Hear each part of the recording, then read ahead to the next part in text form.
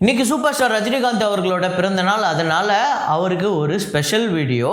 So அவர் நடித்து மிகப்பெரிய black பஸ்டராகி வசூலை வாரி குவிச்ச ஒரு 10 படத்தோட வசூலை தான் சொல்ல போகிறோம். இதில் நடுவில் சில படங்கள் 200 கோடி 220 கோடி அந்த மாதிரி படங்களும் இருக்குது. அது ஆவரேஜாக இருக்கும் பட்சத்துக்கு இல்லை ஃப்ளாப்பாக இருக்கும் பட்சத்துக்கு அதை நம்ம இந்த கணக்கில் சேர்க்க போகிறதில்ல. உதாரணத்துக்கு இப்போ ஒரு படம் அண்ணாத்தே அப்படிங்கிற ஒரு படம் இருக்குன்னா அந்த படம் ஒரு 160 கோடி வசூல்னா ஒரு 20 வருஷத்துக்கு முன்னாடி 25 வருஷத்துக்கு முன்னாடி 30 வருஷத்துக்கு முன்னாடி உதாரணத்துக்கு பாஷா அப்படிங்கிற ஒரு படம், இந்த ரெண்டு படத்தையும் கம்பேர் பண்ணிங்கன்னா அண்ணாத்தை தான் அதிக வசூலாக இருக்கும். ஆனால் மிகப்பெரிய பிளாக் பஸ்டர் எது? பாஷா. ஸோ அப்படி நம்ம மிகப்பெரிய ஹிட் ஆகி இருக்கிற எல்லாருக்குமே மிகப்பெரிய ப்ராஃபிட் கொடுத்தது, அதாவது தேட்டர் ஓனர்லேருந்து டிஸ்ட்ரிபியூட்டர்லேருந்து வாங்கி விற்ற எல்லாருக்குமே இந்த படத்துக்கு ஒரு மிகப்பெரிய ப்ராஃபிட் கொடுத்த 10 படங்கள். அதில் டாப் 10 வரிசையாக பார்க்க போகிறோம். ஸோ வீடியோக்குள்ளே போகிறதுக்கு முன்னாடி நம்ம சேனலில் நீங்கள் சப்ஸ்கிரைப் பண்ணலாம் பண்ணிவிடுங்க, பக்கத்தில் இருக்க பெல் ஐகானை ப்ரெஸ் பண்ணிவிடுங்க. வாங்க வீடியோக்குள்ளே போகலாம். இப்போ நான் சொல்ல போகிற இந்த லிஸ்ட்டில் சாதாரண ஹிட்டான படமோ சூப்பர் ஹிட் படமோ கூட கிடையாது. எல்லாமே பிளாக் பஸ்டர், எல்லாமே மிகப்பெரிய all time black Bastar industry hit திரைப்படங்கள். இதுதான் இந்த லிஸ்ட்டில் இருக்குது. ஸோ இதில் 10வது இடத்தை பிடிச்சிருக்க படம் வந்து 1992ஆம் ஆண்டு வந்து ஒரு மிகப்பெரிய ஹிட்டான படம் Annamalai. So super star Rajinikanth அவர்கள், குஷ்பு எல்லாரும் சேர்ந்து நடிச்சிருப்பாங்க. இந்த படத்தில் பயங்கர மாஸாகவும் கிளாஸாகவும் அந்த ஃப்ரெண்ட்ஷிப்போட அந்த பாண்டிங்கும் பயங்கரமாக இருக்கும். ஃபேமிலி சென்டிமெண்ட்லேருந்து எல்லாமே இந்த படத்தில் பயங்கரமாக ஒர்க் அவுட் ஆகிருக்கும். காமெடி முதற்கொண்டு இந்த படத்தில் சூப்பராக இருக்கும். ஸோ இந்த படம் ஒரு மிகப்பெரிய பிளாக் பஸ்டர். இந்த படத்தோட பட்ஜெட் கிட்டத்தட்ட 5 கோடி 16 கோடி கிட்ட இந்த படம் வந்து வசூல் பண்ணியிருக்கு. 92 காலகட்டத்தில் 16 கோடி வசூலுங்கிறதுலாம் மிகப்பெரிய விஷயம். ஸோ இது ஒரு சூப்பர் டூப்பர் ஹிட்டு, மிகப்பெரிய பிளாக் பஸ்டரான படம். ஸோ இதுதான் வந்து 10வது இடத்தை பிடிச்சிருக்கு.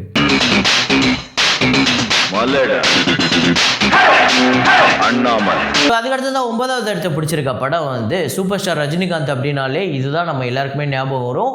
ஒரு தடவை சொன்னால் 100 தடவை சொன்ன மாதிரி அந்த டைலாக் தான் நமக்கு ஞாபகம் வரும். ஆமாங்க, பாஷா தான் 1995ஆம் ஆண்டு வந்து ஒரு மிகப்பெரிய இண்டஸ்ட்ரி ஹிட் திரைப்படமாக அமைஞ்சுது. இந்த படத்தில் ரஜினி சாரோட ஒரு பிஸ்னஸ் எந்த அளவுக்கு பெருகி இருக்குது அப்படிங்கிறத இந்த படத்து மூலியமாக தான் ப்ரூவ் பண்ணார். மிகப்பெரிய ஹிட்டுங்க. இதுக்கப்புறம் இந்த மாதிரி ஒரு 100 படம் வந்ததுன்னு வைங்களேன், தமிழ் சினிமாவில் இருக்கிற எல்லா ஹீரோவுமே இந்த மாதிரி ஒரு படத்தை ட்ரை பண்ணியிருப்பாங்க. ஸோ சுரேஷ் கிருஷ்ணா அவர்களோட டைரக்ஷனில் இந்த படம் ஒரு மிகப்பெரிய பிளாக் பஸ்டர். இந்த படத்தோட பட்ஜெட் பார்த்திங்க அப்படின்னா 6.5 கோடி, கிட்டத்தட்ட 38 கோடி இந்த படம் வந்து வசூல் பண்ணியிருக்கு. ஒரு மிகப்பெரிய இண்டஸ்ட்ரி ஹிட்.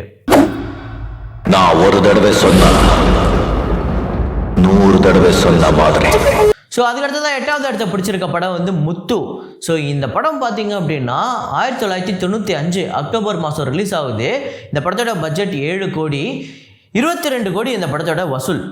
அதுக்கப்புறமா 3 வருஷம் கழிச்சு இந்த படம் ஜப்பானில் ரிலீஸ் ஆகுது 98.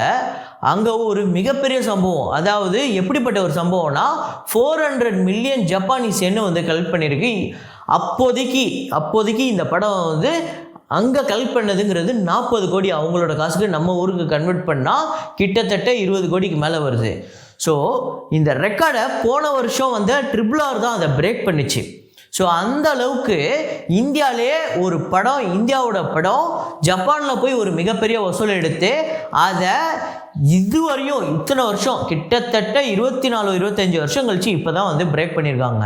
அந்த அளவுக்கு ஒரு மிகப்பெரிய சம்பவத்தை பண்ணிச்சு முத்து. ஸோ இந்த படம் டோட்டலாக ஜப்பான் கலெக்ஷனையும் சேர்த்தா 44 கோடி கிட்ட வருது.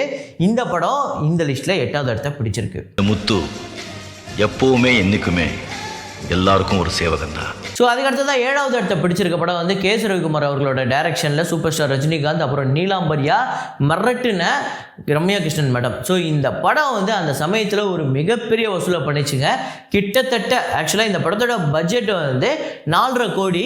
ஆனால் அதுக்கப்புறம் ப்ரொமோஷன் அது இதுன்னு பப்ளிசிட்டி பிரிண்ட் அதுன்னு சொல்லிட்டு 6 கோடி கிட்டே இந்த படத்துக்கு பட்ஜெட் வந்துடுச்சு. ஸோ 10 மடங்கு மேலே இந்த படத்துக்கு கலெக்ஷனுங்க பட்ஜெட்டை விட. ஸோ 63 கோடி இந்த படத்துக்கு வந்து வசூல். இதுதான் வந்து இந்த இடத்துல 7வது இடத்தை பிடிச்சிருக்கு. கூடவே போறது என்னைக்கும் போகும். ஸோ அதுக்கடுத்தது 6வது இடத்தை பிடிச்சிருக்க படம் வந்து பி. வாசு அவர்களோட இயக்கத்தில் சூப்பர் ஸ்டார் ரஜினிகாந்த், பிரபு, ஜோதிகா ஒரு சரியான ரோல் ஒன்று பண்ணியிருப்பாங்க. ஆமாங்க, சந்திரமுகி தான் 2005ஆம் ஆண்டு வெளிவந்து ஒரு மிகப்பெரிய வசூல் சாதனை பண்ணிச்சு. சாந்தி தியேட்டரில் மட்டுமே கிட்டத்தட்ட இந்த படம் 1000 நாள் கிட்ட ஓடிச்சு. அந்த அளவுக்கு ஒரு மிகப்பெரிய வெற்றி படமாக அமைஞ்சது. 20 கோடி இந்த படத்தோட பட்ஜெட், 89 கோடி வந்து வசூல் பண்ணி அன்னைக்கு காலகட்டத்துக்கு இண்டஸ்ட்ரிட்டாக அமைஞ்சுது. ஸோ இந்த படம் இந்த லிஸ்ட்டில் 6வது இடத்த பிடிச்சிருக்கு. அறை என்னைக்கு துறக்கப்பட்டதோ அன்னிலிருந்து தான் இங்கே பிரச்சனை ஆரம்பமாயிருக்கு.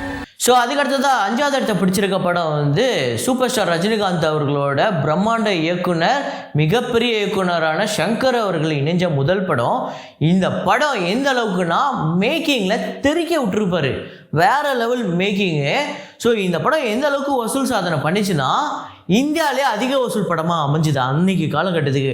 இதுதான் முதல் 150 கோடி வசூல் திரைப்படம். ஸோ இந்த படத்தோட பட்ஜெட் பார்த்திங்க அப்படின்னா 50 கோடி. இந்த படத்தோட வசூல் 156 கோடி வந்து வசூல் பண்ணியிருக்கு. ஒரு மிகப்பெரிய விஷயம். ஸோ அன்னைக்கு டைமுக்கு இதுதான் இந்தியாவிலே ஹையஸ்ட் கிராசிங் கலெக்ஷன் மூவியாகவும் இருந்தது. இன்னும் வழியில் rich get richer, poor get poor. இதான் என் ஊர், இதுக்கு நல்லது செய்யாம விட மாட்டேன். ஸோ அதுக்கடுத்ததான் 4வது இடத்தை பிடிச்சிருக்க படம் வந்து சூப்பர் ஸ்டார் ரஜினிகாந்த் அவர்களோட மீண்டும் இணைஞ்சு ஒரு மிகப்பெரிய பிளாக் பஸ்டர் திரைப்படம் கொடுத்துருந்தாரு சங்கர். ஸோ ஆமாம், சிவாஜிக்கு அப்புறம் எந்திரன் மீண்டும் இணைஞ்சாங்க. இந்த படத்தோட பட்ஜெட் 132 கோடி. மேக்கிங் வேற லெவலில் இருக்கும், ஹாலிவுட் தரத்துக்கு இருக்கும். அதே மாதிரியே அவங்க எடுத்த அந்த கதை கரு இருக்குல்ல, அது உண்மையிலேயே பாராட்டக்குரியது. அந்த சமயத்தில் அந்த 2010 இன்றைக்கி நம்ம ஏஐ டெக்னாலஜி அது இதுன்னு பேசிகிட்டு இருக்கோம். அன்றைக்கி 2010 சமயத்தில் அந்த ஏஐ டெக்னாலஜி எல்லாத்தையுமே அவர் பேசியிருப்பார். ஒரு ரோபோ அப்படியே ஆர்டிஃபிஷியல் இன்டெலிஜென்ட் எந்த அளவுக்கு இருக்கும், அது தன்னால் சுயமாக சிந்திச்சு அதுக்கு உணர்ச்சிகள் இருந்தால் அது எப்படி ரியாக்ட் பண்ணும் அப்படிங்கிறதெல்லாம் ரொம்ப சென்சிட்டிவாக நிறைய விஷயம் இந்த படத்தில் பேசியிருப்பார் சங்கர் சார். அதே மாதிரியே சூப்பர் ஸ்டார் ரஜினிகாந்த் அவர்களும் வேற லெவல் சம்பவம் பண்ணியிருப்பார் இந்த படத்தில். இந்த படத்தோட பட்ஜெட் 132 கோடி. இந்த படம் வந்து 292 கோடி வந்து வசூல் பண்ணிச்சு. இன்னைக்கு 300 கோடி 290 கோடி வசூல்லாம் சாதாரண விஷயம். ஆனால் 2010 இந்த படம் அப்படிப்பட்ட ஒரு விஷயத்தை பண்ணிச்சு. ஒரு மிகப்பெரிய இண்டஸ்ட்ரிட்டுங்க அது.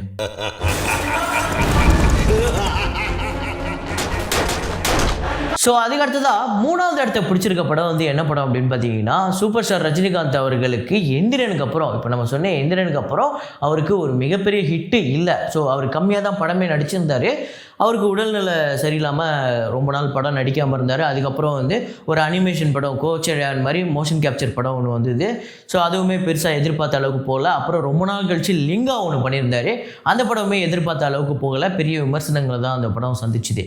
ஸோ அதுக்கடுத்து தான் சில வருஷம் கழிச்சு ரஞ்சித் அவர்களோட இயக்கத்தில் கபாலி அந்த படத்தோட டீசர் விட்டுருந்தாங்க. தெரிச்சிருச்சு, உண்மையிலே சோஷியல் மீடியாவே அன்றைக்கி இருந்த சமயத்தில் தெரிச்சிருச்சு. யூடியூப்பில் பயங்கரமாக வியூ பிச்சுக்குச்சு. ஸோ இந்த படம் ஒரு மிகப்பெரிய ஓப்பனிங் இருந்தது. இந்த படத்தோட பட்ஜெட் பார்த்திங்க அப்படின்னா 100 கோடி. இந்த படத்தோட கலெக்ஷன், பாக்ஸ் ஆஃபீஸ் கலெக்ஷன் 294 கோடி. ஒரு மிகப்பெரிய வசூல் எடுத்தது, மிகப்பெரிய கம்பேக் கொடுத்துருந்தாரு சூப்பர் ஸ்டார் ரஜினிகாந்த். கேங்ஸ்டரா நீங்க?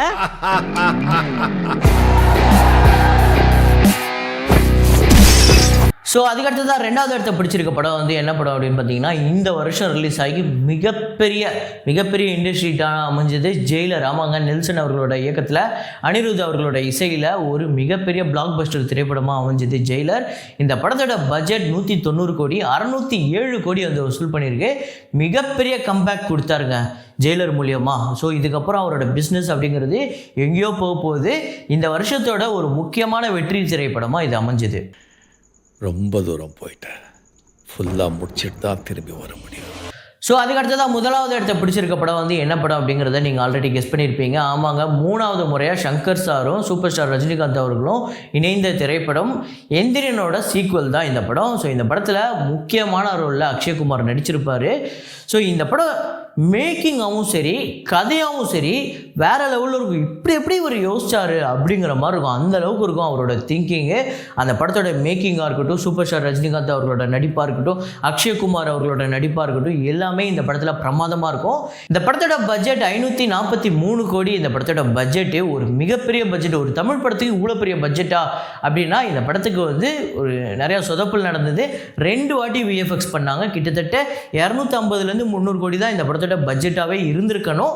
ஸோ 543 கோடி கிட்ட இந்த படத்துக்கு பட்ஜெட் வந்துச்சு. 722 கோடி இந்த படத்துக்கு வந்து பாக்ஸ் ஆஃபீஸ் கலெக்ஷன் வந்துச்சு.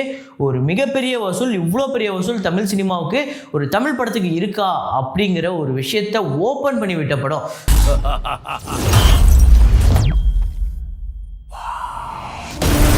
ஸோ இனிமேல் வரப்போகிற காலங்களில் ரஜினி சாரோட படம் 1000 கோடி வசூல் பண்ணுதா 1500 கோடி வசூல் பண்ணுதா அப்படிங்கிறதெல்லாம் வரப்போகிற நாட்களில் பார்ப்போம். இந்த டாப் 10 வரிசையை பற்றி நீங்கள் என்ன நினைக்கிறீங்க அப்படிங்கிறத கமெண்ட்டில் போடுங்க. இந்த படங்கள்லாம் நீங்கள் எத்தனை முறை பார்த்துட்டீங்க அப்படிங்கிறத கமெண்ட்டில் போடுங்க. ஸோ இதே மாதிரி ஒரு வீடியோவில் இதே மாதிரி கலெக்ஷன் ரிப்போர்ட்டில் மீண்டும் நான் உங்களை சந்திக்கிறேன். Signing off Rahman.